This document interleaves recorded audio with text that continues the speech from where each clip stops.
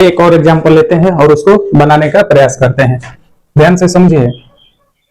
चौथा example, extra example है, अभी जो है बुक का नहीं बना रहा हूं, एक्स्ट्रा चौथा एग्जांपल है कि इंटीग्रेशन करना है हमें 3x प्लस 1 की पावर 2 है, 3x प्लस 1 का होल स्क्वायर है और dx है, इसका इंटीग्रेशन करना है। ध्यान से समझो, इस तरह का जब भी इंटीग्रेशन आएगा उसको हल करने के लिए ध्यान से समझना, एक थ्योरी इधर मैं लिख रहा हूं उसको ध्यान से नोट कर लो।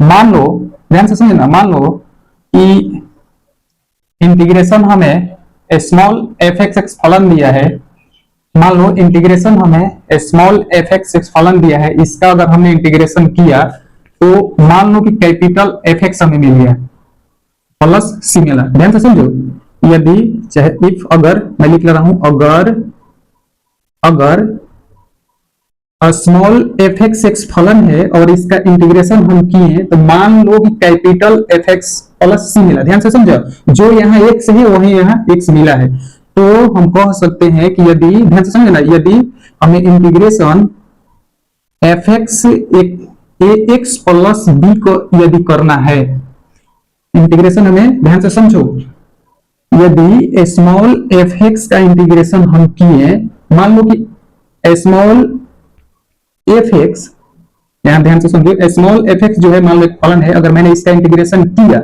तो कैपिटल एफ एक्स प्लस सी मिला, तो उसी के आधार पर, उसी के बेस पर मैं यदि स्मॉल एफ एक्स यदि ए एक्स प्लस बी का इंटीग्रेशन करेंगे तो मेरा इंटीग्रेशन क्या होने वाला है। ध्यान से समझना, यहाँ एक्स है तो यहाँ भी एक्स आया है, तो यहाँ जो एक्स है वो ए एक्स प्लस बी, मतलब एक्स की जगह पर जो है वो सारा वहीं पर रहेगा, प्लस सी होगा। लेकिन एक विशेष बात ध्यान देना है यही कि यहाँ जो रैखिक फलन हमेशा रहेगा, इसके अंदर जहां रैखिक फलन रहेगा उसका गुणांक बटे में आ जाता है, तो इसका x का गुणांक यहाँ क्या है, a है, तो इसका गुणांक बटे में आ जाएगा। मेन बात यही समझना है कि अगर जब भी मैं x की पावर n का फॉर्मूला लगा रहा हूं तो वहां हर बार ध्यान देना होगा कि यदि रैखिक फलन का कुछ ना कुछ गुणांक है तो वो x का गुणांक हमेशा बटे में जाएगा, वो भी सिर्फ रैखिक फलन के लिए बात होगा। सिर्फ रैखिक फलन में ऐसा होगा कि जब रैखिक फलन अंदर रहेगा तो इंटीग्रेशन करते समय x की पावर जब n लगाएंगे उस समय x का जो गुणांक है वो हमेशा बटे में जाएगा, अब सिर्फ रैखिक फलन के लिए। मान के चलो एक क्वेश्चन है, ऐसा मैं बोल रहा हूं कि मान लो कि 2x प्लस 6 का इंटीग्रेशन ज्ञात करना है। ध्यान से समझो, तो पहले क्या करेंगे, ध्यान से समझो, अगर हमें एक एग्जांपल से समझो, जैसे समझो कि 2x प्लस 6 का होल स्क्वायर है, इसका अगर मैं इंटीग्रेशन करूं तो ध्यान से समझो, इसके बेस पर तो यहाँ अंदर जो है वो तो रहेगा 2x प्लस 6, इसका पावर वाला अगर सूत्र लगाएंगे तो क्या होगा, n की जगह पे क्या है 2 है ना, तो 2 प्लस 1, अब बाई क्या हो जाएगा 2 प्लस 1। लेकिन यहाँ जो रैखिक फलन है इसका गुणांक 2 है, यह गुणांक हमेशा बटे में आएगा, मेन इसी पर ध्यान देना है। तो फाइनली क्या बन जाएगा मेरा इंटीग्रेशन, ये बन जाएगा 2x की पावर 6 बाई 3 हो जाएगा, और नीचे 3 गुण क्या हो जाएगा 6, और प्लस फाइनल क्या हो जाएगा c। मेन इसका मकसद यही है कि जब भी हम x के पावर n का यूज करेंगे, यह सूत्र सिर्फ रैखिक फलन के लिए मान्य है। यह जो फॉर्मूला है सिर्फ रैखिक फलन के लिए सिर्फ क्या है, मान्य है। जब रैखिक फलन ऐसा होगा तो उसका इंटीग्रेशन करने के बाद जो x का गुणांक होता है वो हमेशा बटे में जाएगा। मेन इसी बात को ध्यान रखना है, तो यहां से इस चीज को नोट कर लो, यही मेन है। क्वेश्चन बना रहा हूं, ज्यादा क्लियर होगा, ध्यान से समझो। अगर ये नहीं भी समझ में आया होगा तो यहां से ध्यान से देखो, क्वेश्चन मैं हल कर रहा हूं वो ज्यादा समझ में आएगा। ध्यान से देखो, इंटीग्रेशन, ध्यान से समझो, इसका मैं इंटीग्रेशन कर रहा हूं तो इसको मैं रैखिक फलन मान लूं तो x की पावर कितना दे रहा है 2 है, तो मेरा सूत्र होता है कि इंटीग्रेशन x की पावर n का फॉर्मूला क्या होता है, x की power n plus 1 by n plus 1 plus क्या हो जाएगा c। ध्यान से देखना, इसको मैं कर रहा हूं तो 3x प्लस 1 पावर क्या है 2 है ना, तो 2 प्लस 1 बाई 2 प्लस 1 होगा प्लस सी।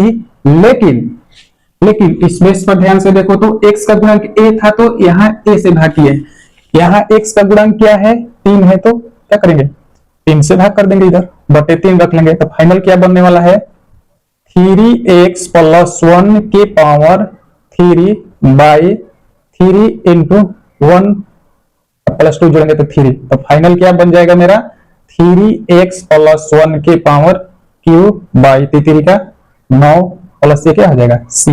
ये मेरा फाइनल आंसर हो गया। मेन ध्यान देना है कि जब भी हम x के पावर n यूज करेंगे, यह फॉर्मूला कब लागू होगा, चाहे यह फॉर्मूला किसके लिए सत्य है, सिर्फ रैखिक फलन के लिए।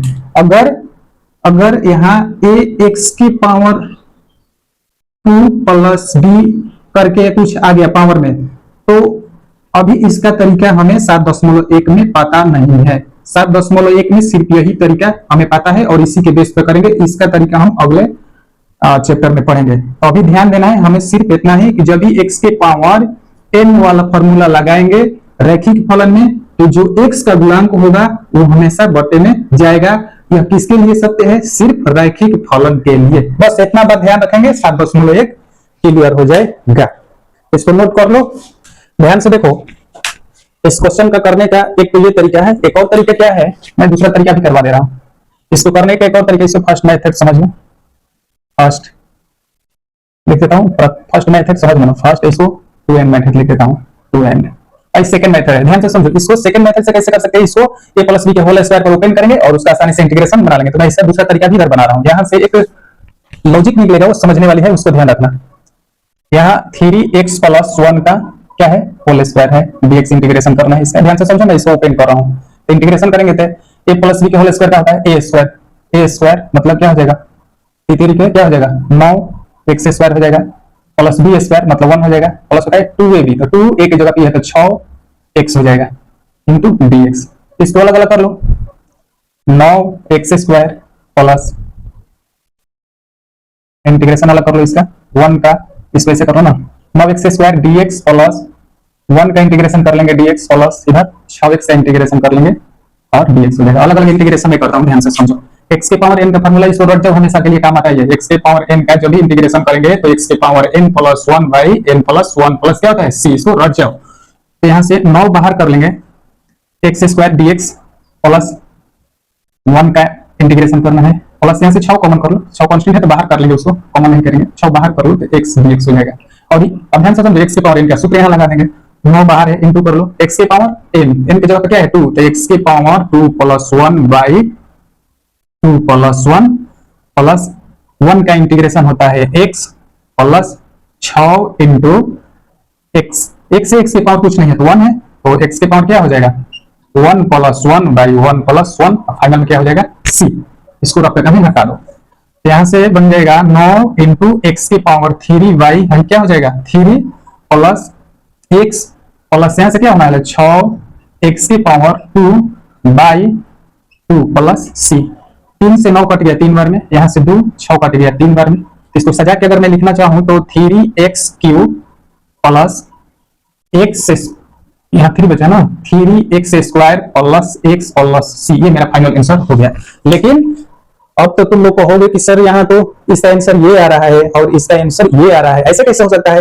हमने जब 3 इस चैप्टर का 4 पार्ट करवाए हैं तो उसमें बताए हैं कि एक ही फलन का 2 अलग अलग आंसर आ सकता है, 2 क्या अनेक अलग अलग आंसर आ जाएगा, लेकिन वह एक ही सदस्य के होगा। हमेशा क्या बनाता है फैमिली ऑफ कर्व बनाता है, ये पहले मैं बता चुका हूं। मैं प्रूफ करके दिखा दे रहा हूं कि दोनों आंसर क्या है, देखने में अलग अलग है लेकिन दोनों आंसर क्या है सेम है। आइए मैं इसको प्रूफ करके दिखा देता हूं, ध्यान से समझो, ध्यान से समझो। यहां से आइए a प्लस b का होल क्यूब के सूत्र को मैं इसको तोड़ रहा हूं, ध्यान से समझना।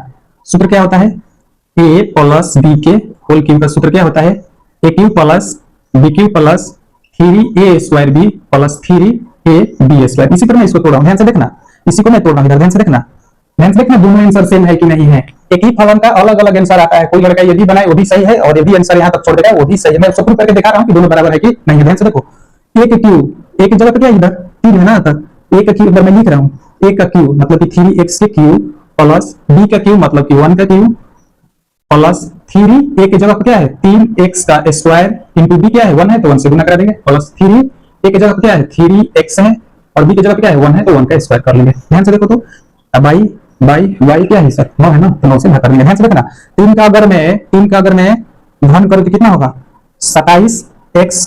अगला स्टेप में इधर मैं कर रहा हूं, ध्यान से देखना इधर मैं कर रहा हूं इसी को।